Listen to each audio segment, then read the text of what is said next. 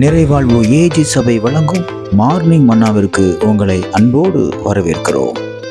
கர்த்தருடைய பரிசுத்த நாமம் மகிமைப்படுவதாக. இந்த நாளில் உங்களை சந்திப்பதிலே மிகுந்த சந்தோஷம். எனக்கு அன்பான தேவனுடைய பிள்ளைகளே, நீங்கள் போகிற இடங்களில் எல்லாம் இப்படி சொல்றாங்களா உங்களை பார்த்து, நீ வர்ற இடம் ஒன்னும் உருப்படவே மாட்டேங்குதுன்னு சொல்லி, நீங்க போகிற இடத்துல எல்லாம் இருள் சூழ்ந்து போய் இருக்குது போல நீங்க ரொம்ப ஃபீல் பண்றீங்களா? நான் போகிற இடத்துல எல்லாம் ஒரு பிரைட்னஸே இல்லை அப்படின்னு நீங்க ஃபீல் பண்றீங்களா? இன்னைக்கு கர்த்தர் உங்க கூட பேசுகிறார். யோவான் எழுதின சுவிசேஷம் 8வது அதிகாரம் 12வது வசனம் இப்படியாக சொல்லுகிறது, என்னை பின்பற்றுகிறவன் இருளிலே நடவாமல் ஜீவ ஒளியை அடைந்திருப்பான்.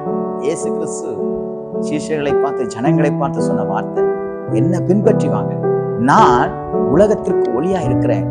ஆகையால் ஒளியா இருக்கிற என்ன நீங்க பின்பற்றும் பொழுது நீங்களும் இந்த உலகத்துக்கு ஒளியா மாறிடுறீங்க. நமக்குள்ள தேவன் ஒளியா இருக்கிறார். ஒளி உள்ள தெய்வத்தை, இருளான தெய்வத்தை நாம் வணங்கவில்லை. அன்பான பிள்ளைகளை, உங்க வாழ்க்கையில இருளான காரியங்கள் எல்லாம் இன்றைக்கு கர்த்தர் வெளிச்சமாய் மாற்றப் போகிறார்.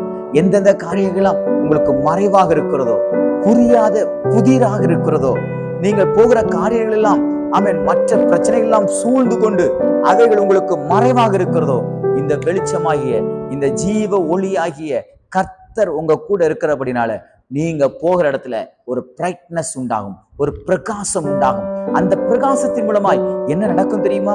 அங்கே நடக்கிற தவறுகள் வெளிச்சத்துக்கு கொண்டு வரப்படும். அங்கே இருக்கக்கூடிய பிரச்சனைகள் வெளியே கொண்டு வரப்படும். அங்கே இருக்கக்கூடிய சூழ்நிலைகள் எல்லாவற்றையும் கர்த்தர் தலைகீழாக மாற்றுவார். விசுவாசிக்கிறீங்களா?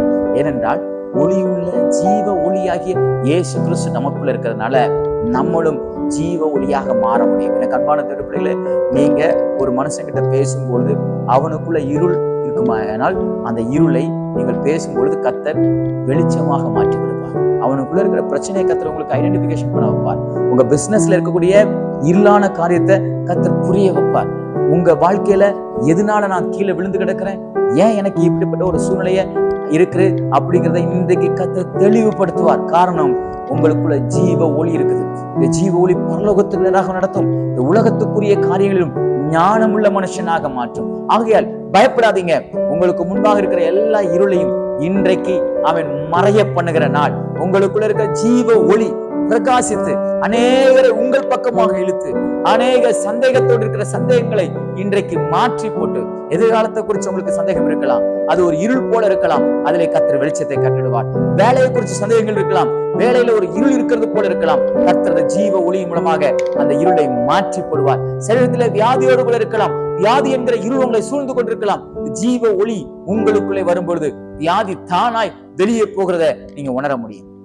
விசுவாசிக்கிறீங்களா? ஏன்னா ஒளியாகிய இயேசு கிறிஸ்து நமக்குள்ளே இருக்கிறார். இன்னைக்கு பயப்படாதீங்க. நீங்க போகிற இடமெல்லாம் ஒரு பிரகாசத்தை தேவன் கட்டளையிடுவார், ஒரு தெளிவை கட்டளையிடுவார், தேவனுடைய வழியிடத்திலே கர்த்தர் கட்டளையிடுவார். இந்த நாள் ஒரு பிரகாசத்தின் நாளாக தேவன் மாற்றி விடுவாராக. God bless you.